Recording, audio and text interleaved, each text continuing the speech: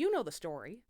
A young babysitter is watching her charges when the landline suddenly rings. Have you checked on the children? The man keeps calling, and the calls escalate.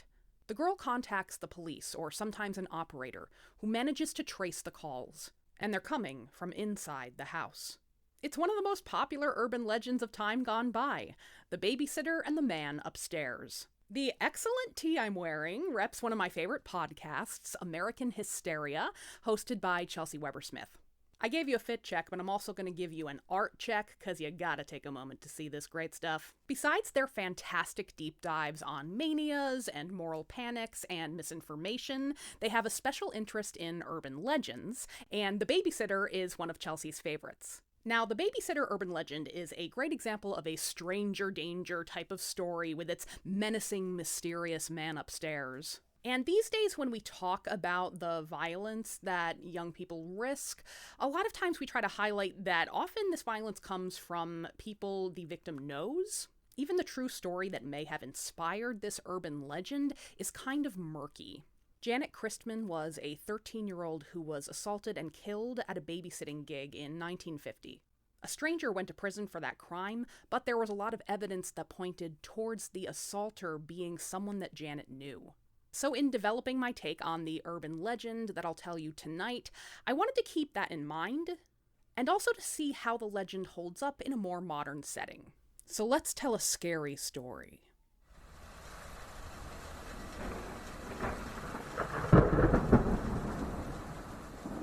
When Mr. Walton texted Dory to see if she could watch the kids while he was on an overnight work trip, she was happy to say yes.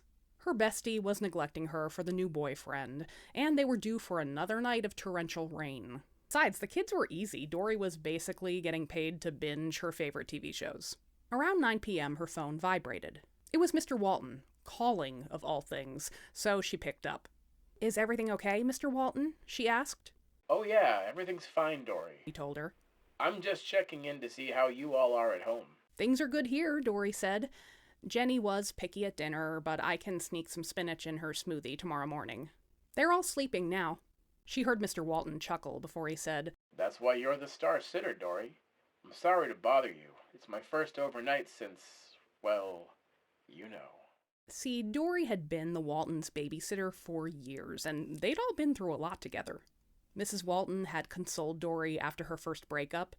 Mr. Walton had jump-started her old car more than once. So when the couple got divorced earlier that year, Dory was there to fill in the gaps that their joint custody schedule couldn't take care of. It was a little strange to be in the big old house now without Mrs. Walton there. Stark and hollow and kind of sad. At 9:30, Dory's phone once again vibrated with an incoming call, and it was Mr. Walton. "Hey, Dory, I'm sorry to bother you again. How's the rain?"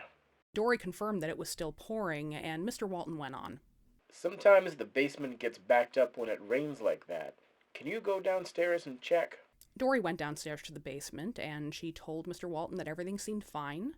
He asked her, though, to go around back and check by the bulkhead door where the flooding usually started.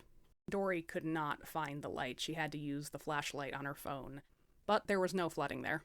Dory assured him of this, but was met with silence. Dory glanced at her phone screen to see if the call had been dropped, but Mr. Walton was still on. Mr. Walton, are you there?" There was no response, except... could she hear him breathing? "Mr. Walton? Mr. Walton?" "Yes, Dory, thanks for looking. I'll talk to you soon," he said finally. At 10 o'clock, when Mr. Walton buzzed for a third time, Dory was getting a little irritated, so she let it go to voicemail. Almost immediately, the Waltons' landline rang. A startling series of beeps. Unsettled, Dory answered shakily. Instantly, Mr. Walton was berating her. "Why didn't you pick up, Dory? I don't pay you to ignore me." Dory tried to reassure him with a white lie. "I'm so sorry, Mr. Walton. I just fell asleep." There was a pause, and then Mr. Walton said, "No, you didn't." "What are you talking about?" Dory asked weakly. But all Mr. Walton said was, "Why are you lying, Dory?" And then he hung up. Dory was shocked. He never spoke to her that way, and how did he even know that she fibbed? Had he installed a nanny cam? They'd never had one before, but as if answering her thoughts, her phone buzzed. She swiped through the text notification and gasped. Mr. Walton had sent a grainy video of herself sitting on the couch, picking up the phone and ignoring his call. Dory looked around, frantically trying to locate the nanny cam, and then her phone buzzed with another text. You'll never find it, Dory. Dory pulled up her contacts and tried to FaceTime her best friend, but she wouldn't pick up. She tried again, and then her phone lit up with another call from Mr. Walton. "What do you want?" she asked. "Why are you watching me?" But Mr. Walton ignored her questions. Would you check on the children for me? He said coldly. Dory's eyes began to water. "They are fine, Mr. Walton. Everything's fine." Mr. Walton's voice hardened. I think you should check on the children. Dory looked around again, trying to spy a blinking red light or a small black dome. She kept the phone to her ear and ran up the stairs of the house. Through the crack of the bedroom door, she could see the children fast asleep in their bunk beds. "They're fine, Mr. Walton," Dory said, trying to seem carefree. "Please just enjoy your work trip." Dory turned around, then jumped, dropping her phone. For standing behind her was Mr. Walton. He smiled eerily in the glow of the nightlight. I didn't go on the work trip, Dory. Thank you for listening. Let me know your thoughts, and let me know how you think this tale could be modernized. Let me know what version you grew up with.